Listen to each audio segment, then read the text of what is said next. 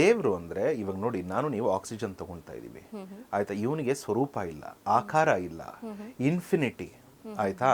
ದೈವ ಅಂತ ಅಂದ್ರೆ ಇವಾಗ ನಾನು ಈ ವ್ಯಕ್ತಿ, ನಾನಿವಾಗ ಆಂಜನೇಯ, ಭೈರವ, ಕಾಳಿ ಏನು ಉಪಾಸನೆ ಮಾಡ್ತಾ ಇರ್ತೀನಿ, ಅಥವಾ ನನ್ನ ಒಂದು ಜಾತಿ ಇರ್ಬೋದು, ಅದರಿಂದ ಏನು ಮಾಡ್ಕೊಂಬಂದಿರ್ತೀನಿ, ಅದರದ್ದು ಒಂದು ನಮ್ಮ ಹಿರಿಯರು ಏನು ಹೇಳ್ಕೊಟ್ಟಿದ್ದಾರೆ, ಆ ಎನರ್ಜಿನ ಆಕ್ಟಿವೇಶನ್ ಅಂದ್ರೆ ಆಗುತ್ತೆ.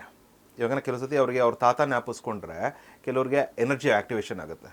ಕೆಲವ್ರಿಗೆ ಅದೊಂದು ಸುಮ್ಮನೆ ಒಂದು ರೋಡಲ್ಲಿ ಹೋಗ್ತಾ ಇದ್ರೆ ಒಂದು ತಮಟೆ ಶಬ್ದ ಬಂತು ಅಂದರೆ ಅವರಲ್ಲಿ ಮಾರಮ್ಮನೋ ಅಣ್ಣಮ್ಮನೋ ಅಥವಾ ಆಂಜನೇಯನೋ ಯಾರೋ ಒಬ್ಬರು ಒಂದು ಏನೋ ಒಂದು ಟ್ರಿಗರ್ ಆಗುತ್ತೆ ಅವ್ರಿಗೆ.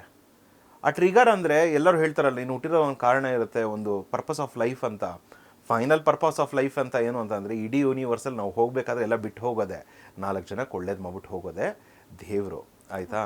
ದೈವ ಇವೆಲ್ಲ ಮಾರಮ್ಮ ಅಣ್ಣಮ್ಮ ಇವೆಲ್ಲವೂ ಕೂಡ ದೈವಗಳೇನಾ? ಇವರೆಲ್ಲ ದೈವ ಅಂತಲೇ ಹೇಳ್ಬೋದು.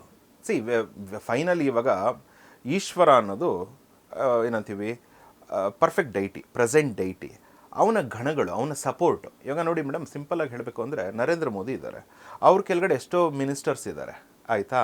ಇವಾಗ ಕರ್ನಾಟಕದಲ್ಲಿ ಇದ್ದಾರೆ, ಅವ್ರಿಗೆ ಎಷ್ಟೋ states. But who is the ನಮಗೆ ಹೆಡ್ಡು? ನರೇಂದ್ರ ಮೋದಿ. ಹಾಗೆ ಶಿವ ಅನ್ನೋದು ಒಬ್ಬ ಆಯಿತಾ. ಅವನ ಹಲವಾರು ಸ್ವರೂಪಗಳು ಏನು ಹೊರಗಡೆ ಬಂದಿದೆ. ಮಂಗಳೂರು ಕಡೆ ಇದಾಗ್ಬೋದು ಆಯಿತಾ. ಇವಾಗ ದೇವಿ ಕಡೆ ತೊಗೊಂಡ್ರೆ ನೀವು ಬನಶಂಕರಿ, ಅಣ್ಣಮ್ಮ, ಎಲ್ಲಮ್ಮ, ಕರಿಮಾರಮ್ಮ, ಏನೇನೋ ಇದೆ. ತುಂಬ ನೀವು ಉಗ್ರ ಸ್ವರೂಪಕ್ಕೆ ಹೋಗಬೇಕು ಅಂತ ಅಂದರೆ ಫೈನಲ್ ಯಾರು ಅಂತ ಅಂದರೆ ಕಾಳಿ ಅಂತೀನಿ. ತುಂಬ ಶಾಂತಿ ಸ್ವರೂಪ, ಎಲ್ಲ ಲಾಲನೆ ಪಾಲನೆ ಎಲ್ಲ ಮಾಡಬೇಕು ಅಂದರೆ ಲಕ್ಷ್ಮಿ ಅಂತೀನಿ.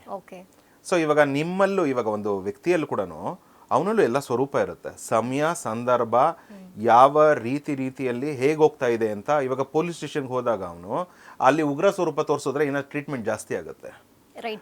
ಒಂದು ಸೊಸೈಟಿಯಲ್ಲಿ ಹೇಗಿರಬೇಕು, ಫ್ಯಾಮಿಲಿಯಲ್ಲಿ ಹೇಗಿರ್ಬೇಕು ಹಾಗಿರಬೇಕು, ನಿಭಾಯಿಸಬೇಕು. ಕೆಲವೊಂದು ಸತಿ ಕ್ರೋಧ ಎಲ್ಲಿ ನಡೀತಾ ಇರುತ್ತೆ ಅಲ್ಲಿ ಭೈರವ ಬರ್ತಾನೆ. ಅಲ್ಲಿ